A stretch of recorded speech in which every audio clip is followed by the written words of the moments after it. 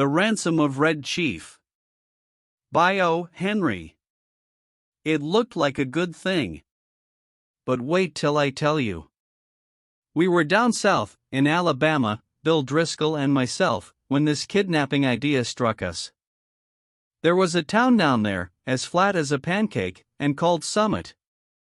Bill and I had about $600. We needed just $2,000 more for an illegal land deal in Illinois.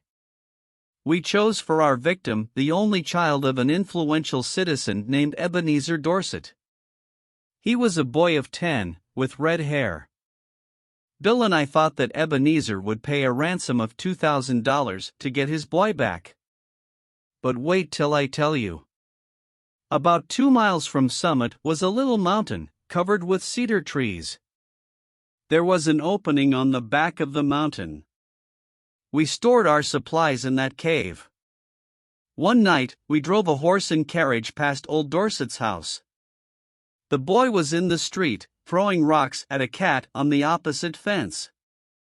"Hey little boy," says Bill, "would you like to have a bag of candy and a nice ride?" The boy hits Bill directly in the eye with a piece of rock. That boy put up a fight like a wild animal. But, at last, we got him down in the bottom of the carriage and drove away. We took him up to the cave. The boy had 2 large bird feathers stuck in his hair. He points a stick at me and says, "Ha! Paleface, do you dare to enter the camp of Red Chief, the terror of the plains?"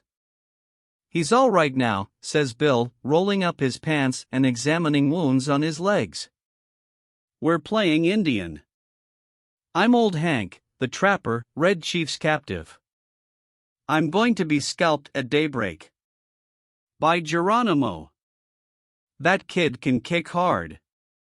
"Red Chief," says I to the boy, "would you like to go home?" "Ah, what for?" says he. "I don't have any fun at home. I hate to go to school. I like to camp out. You won't take me back home again, will you?" "Not right away," says I, "we'll stay here in the cave a while." "All right," says he. "That'll be fine." I never had such fun in all my life. We went to bed about 11 o'clock. Just at daybreak, I was awakened by a series of terrible screams from Bill. Red Chief was sitting on Bill's chest, with one hand holding his hair. In the other, he had a sharp knife.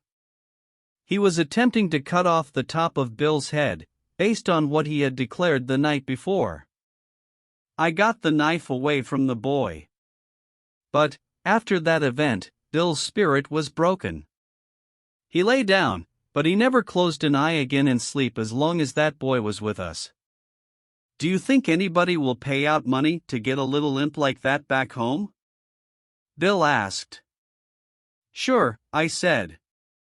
A boy like that is just the kind that parents love. Now, you and the chief get up and make something to eat while I go up on the top of this mountain and look around. I climbed to the top of the mountain. Over toward Summit, I expected to see the men of the village searching the countryside. But all was peaceful. Perhaps, says I to myself, it has not yet been discovered that the wolves have taken the lamb from the fold. I went back down the mountain. When I got to the cave, I found Bill backed up against the side of it. He was breathing hard, with the boy threatening to strike him with a rock. He put a red-hot potato down my back, explained Bill, and then crushed it with his foot. I hit his ears. Have you got a gun with you, Sam? I took the rock away from the boy and ended the argument. I'll fix you, says the boy to Bill. No man ever yet struck the Red Chief, but what he got paid for it. You better be careful. After eating, the boy takes a leather object with strings tied around it from his clothes and goes outside the cave unwinding it. Then we heard a kind of shout. It was Red Chief holding a sling in one hand. He moved it faster and faster around his head. Just then I heard a heavy sound and a deep breath from Bill. A rock the size of an egg had hit him just behind his left ear. Bill fell in the fire across the frying pan of hot water for washing the dishes. I pulled him out and poured cold water on his head for half an hour. Then I went out and caught that boy and shook him. "If your behavior doesn't improve," says I'll take you straight home. Now, are you going to be good, or not?" "I was only funning," says he. "I didn't mean to hurt old Hank." "But what did he hit me for?" "I'll behave if you don't send me home." I thought it best to send a letter to Old Man Dorset that day, demanding the ransom and telling how it should be paid. The letter said, "We have your boy hidden in a place far from Summit.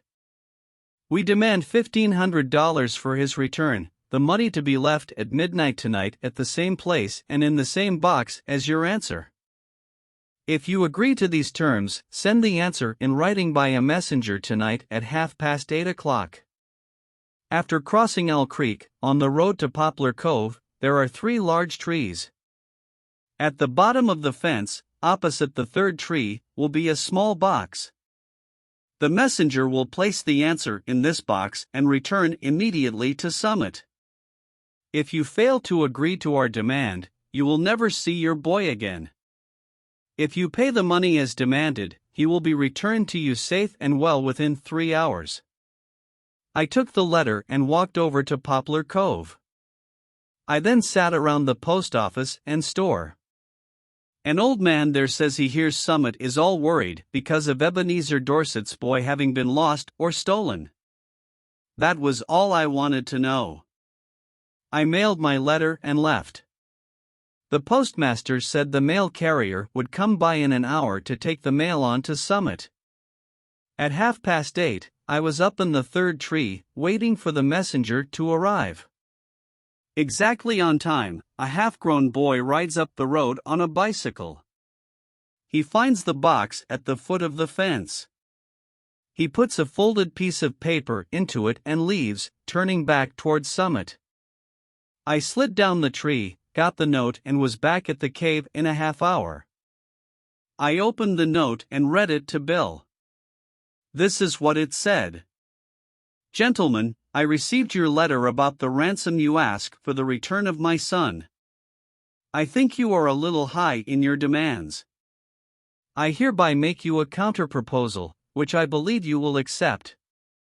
You bring Johnny home and pay me $250, and I agree to take him off your hands. You had better come at night because the neighbors believe he is lost. And I could not be responsible for what they would do to anybody they saw bringing him back. Very respectfully, Ebenezer Dorset." "Great pirates of Penzance," says I, of all the nerve. But I looked at Bill and stopped. He had the most appealing look in his eyes I ever saw on the face of a dumb or talking animal. "Sam," says he, "what's $250, after all? We've got the money. One more night of this boy will drive me crazy. I think Mr. Dorset is making us a good offer. You aren't going to let the chance go, are you?" "Tell you the truth, Bill," says I, "this little lamb has got on my nerves, too. We'll take him home, pay the ransom and make our getaway." We took him home that night. We got him to go by telling him that his father had bought him a gun and we were going to hunt bears the next day. It was 12 o'clock when we knocked on Ebenezer's front door. Bill counted out $250 into Dorset's hand. When the boy learned we were planning to leave him at home, he started to cry loudly and held himself as tight as he could to Bill's leg. His father pulled him away slowly. "How long can you hold him?" asks Bill.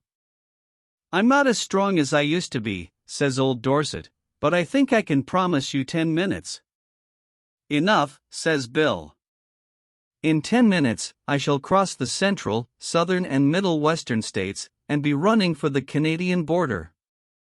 And, as dark as it was, and as fat as Bill was, and as good a runner as I am, He was a good mile and a half out of Summit before I could catch up with him. The end.